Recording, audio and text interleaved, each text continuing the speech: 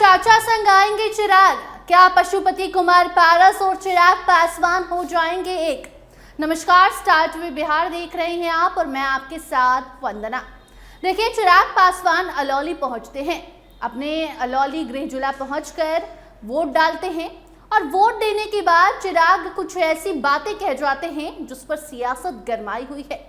एक तरफ अलौली की अगर हम बात कर ले तो अलौली से चिराग के भाई यश पासवान चुनावी मैदान में हैं।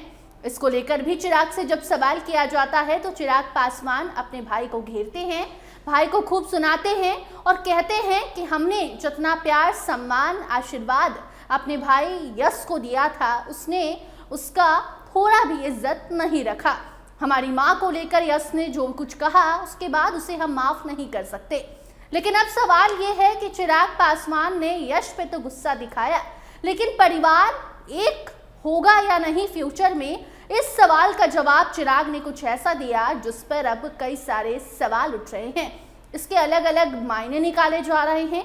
देखिए, पहले फेज की वोटिंग खत्म हो चुकी है, बढ़ चढ़कर लोगों ने हिस्सा लिया, 60 से 70% वोटिंग हुई और वैसे में चिराग पासवान जब अलौली पहुंचते हैं तो वहां का माहौल ही बदल जाता है।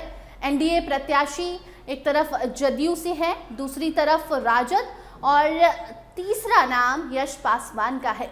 यश पासवान पशुपति कुमार पारस के बेटे जो चुनावी मैदान में हैं, अलौली से चुनाव लड़ रहे हैं। जीतेंगे हारेंगे ये तो 14 को तय होगा, मगर उसके पहले चिराग जैसे ही पहुंचते हैं, परिवार एक होगा या नहीं होगा ये सवाल उठने लगता है। और चिराग कहते हैं कि जब चाचा जी चाहेंगे तभी इस पर अब हम बात करेंगे। वो बड़े हैं और परिवार को एक रखना, परिवार में टूट होने देना, ये सब कुछ जब बड़े चाहते हैं, घर के बड़े बुजुर्ग के चाहने पर ही होता है। ऐसे में चाचा जी बड़े हैं हमसे और जब तक वो परिवार एक होने की बात खुद से नहीं करेंगे, आगे आकर पशुपति कुमार पारस बात नहीं करेंगे, तब तक परिवार एक नहीं होगा।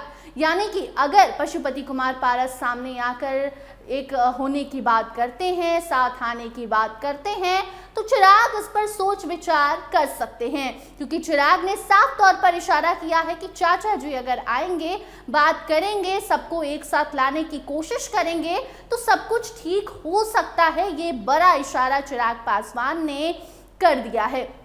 आपको बता दें कि अलौली से जदयू के रामचंद्र सदा चुनावी मैदान में हैं, दूसरी तरफ राजद के रामवृक्ष सदा चुनावी मैदान में हैं और तीसरा नाम यश पासवान का है।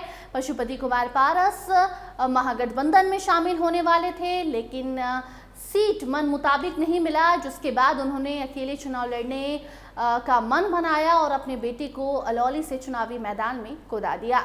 यश पासवान के पक्ष में वोट तो आया, लेकिन जीत पाएंगे या नहीं ये 14 को मालूम चलेगा। और इसी दरमियान जब उनके भाई चिराग पासवान अलौली पहुंचते हैं तो वहां जब यश पासवान को लेकर सवाल किया जाता है कि आपके भाई भी यहीं से चुनाव लड़ रहे हैं, तो चिराग कहते हैं, लड़े, हमारा आशीर्वाद हमेशा उनके साथ है, लेकिन उन्हें माफ हम कभी नहीं कर सकते, क्योंकि हमारी माँ को लेकर उलूल जुलूल बात यश पासवान ने किया है, ऐसा चिराग का कहना है।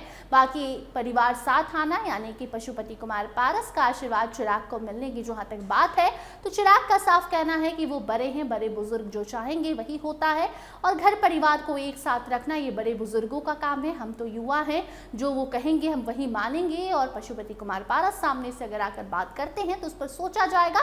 फिलहाल ऐसा कोई प्लान नहीं है।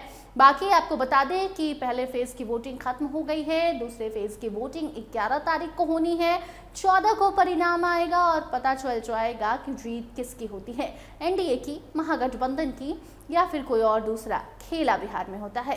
फिलहाल इस खबर में इतना ही। देखते रहिए स्टार टीवी बिहार। धन्यवाद।